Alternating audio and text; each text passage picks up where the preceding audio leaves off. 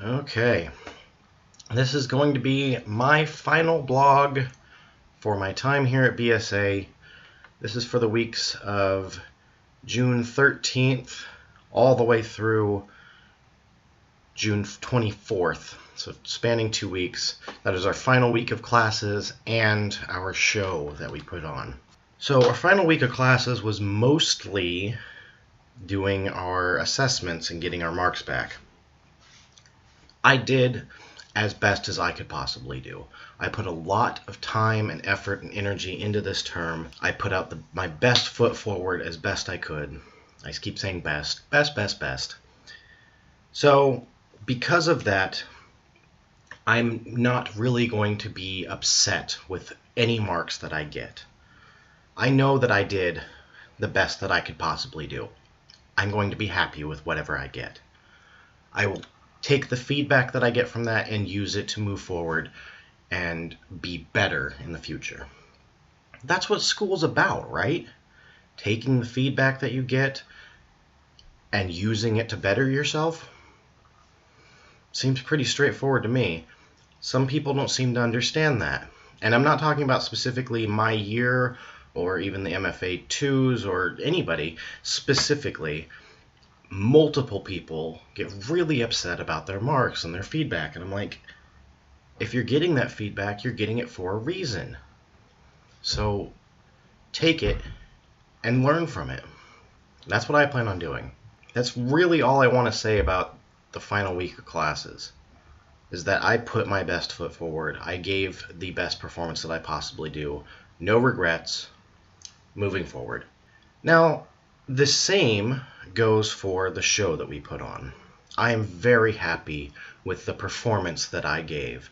I am very happy with the amount of work that I put into this show, and I think it shows.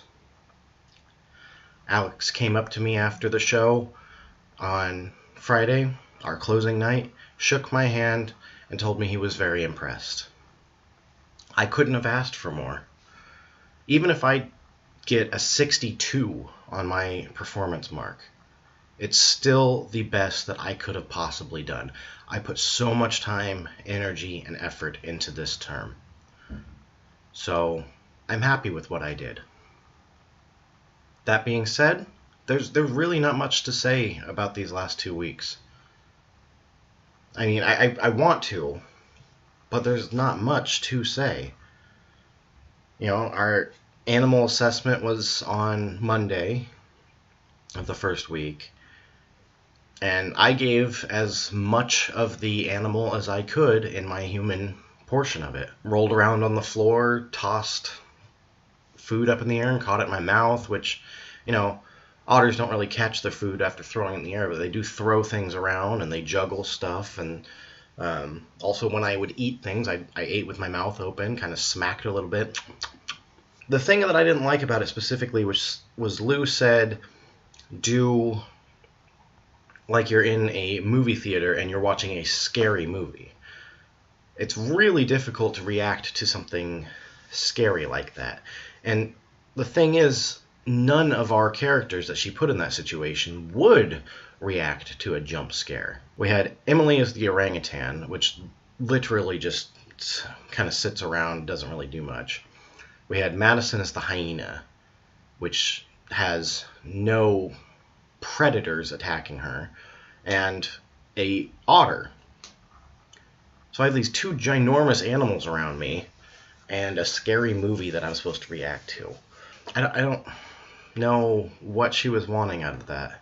You know, I reacted to the other two animals around me, no problem, because I know how the otter would react to them, but saying react to a jump scare in a movie, I don't understand that. But anyway, I'm sure I'll get a fine mark on it. I'm not concerned about myself. I'm not concerned about anybody in the group. I think everybody did great. I really do. Gave my presentation in Stephanie Taylor's class after that, and I had practiced it the night before. It was like 9 minutes and 30 seconds or something like that. Went in there and did it on Monday. Forgot my little book that I had all of my notes in, so I had to kind of come up with them off of memory, and ended up doing a 7-minute presentation. So I think that's probably the only thing that I could get marked down on, was that I didn't have enough information. If I do, whoop-de-doo. As long as I pass the damn thing, I don't really care. Tuesday, we had our singing assessment, and I already got my feedback back on that. It was exactly what I thought it was going to be, a 62. Rob gave me a little bit of notes. He wanted me to have more variety to my acting, and yeah, I just... It's singing class in a non-singing school. It's great that we're learning it, it really is, but I'm not going to bust my ass to put on a distinction performance in my song class.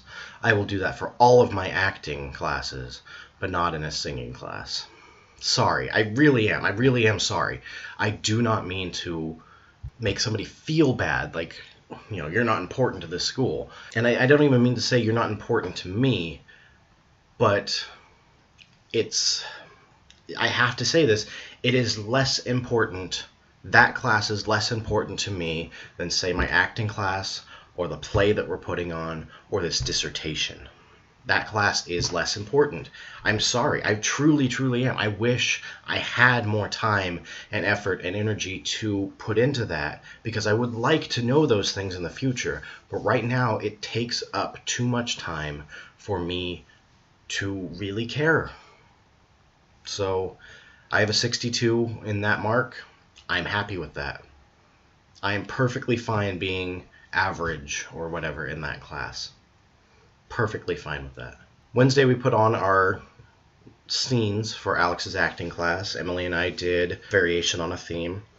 And to be honest with you, I feel like I could have done better the week before if we had been assessed on it. I feel like I had done better that week, because we were put into a new space that we had never worked in before. It changed the energy for everybody, so if we had been assessed the week before, I feel like I would have done better. That being said, I'm not disappointed in how I did, nor in the mark that I got. I mean, it was like a 68 or something like that. Again, my note was put more variation on your acting, and that's fine. No big deal. Just start putting variation in my acting from now on, because that's 2 notes in the same term that I've gotten through doing that. So I guess that's what I need to do. Just do it. Pure and simple. That's your note. Do it. That's what acting is doing something and not having to explain why you did it. You have to motivate everything that you do. You have to have reason for everything that you do as an actor. So yeah, fine with that. And then we had 2 monologues for Simon's class on Thursday, and haven't gotten my mark back on those, but I'm not upset with them. I wish I could have memorized my restoration comedy monologue a little bit better. I had put a lot of time into it, and it just wasn't clicking for me. I don't know. Some people have said that restoration is more difficult than Shakespeare, because even though Shakespeare is almost entirely different, restoration is so similar that it's harder to memorize, I guess. Which I understood everything that I was saying, and I tried to portray that in what I was actually saying. Maybe it didn't come across that way. I don't know. I don't know yet. But I do know that it was so difficult to memorize. I was literally trying to get that down pat the entire term, and I had started memorizing a second term. So why it was more difficult than my waste monologue, I don't know. But the waste monologue, I feel, went really well. So we'll see how my grade is. And then the last thing that we did was work on the veil. And we worked on that for about a week and a half out of these 2 weeks. And I gave the best performance I could give.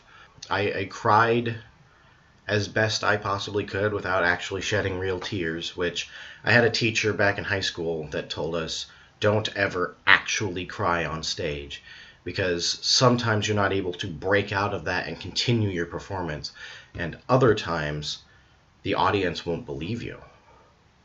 So you have to fake cry in order to get the audience to believe it, if that makes sense.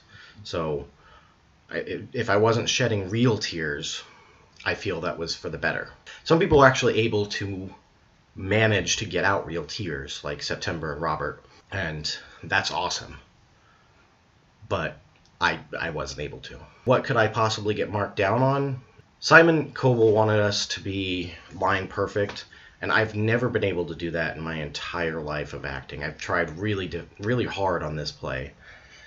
I probably read over my script about 100 times, so I don't know how else I could have done that. But there was also a few times where, like, I would move lines around to different places because they were so similar. I tell Madison at one point, she told me to get to the bottom of what happened to the horses. And then I said to Emily at another point, you were so angry about the horses, you told me to put the boy's horse responsibilities, and I switched those at one point. So maybe, line work could be what I get marked down on. But this term, I took everything from the first two terms and really worked on them. I took my notes as best I could. I don't think I ever argued with Simon about a note. So I never snapped at him. I gave as much energy as I possibly could throughout the entire process. I went as high as I could physically make everything. I mean, there was like 3 points in this play where I physically scream at the top of my lungs in someone's face. And I have to say, without the Linklater voice technique, my voice would have been gone for a week.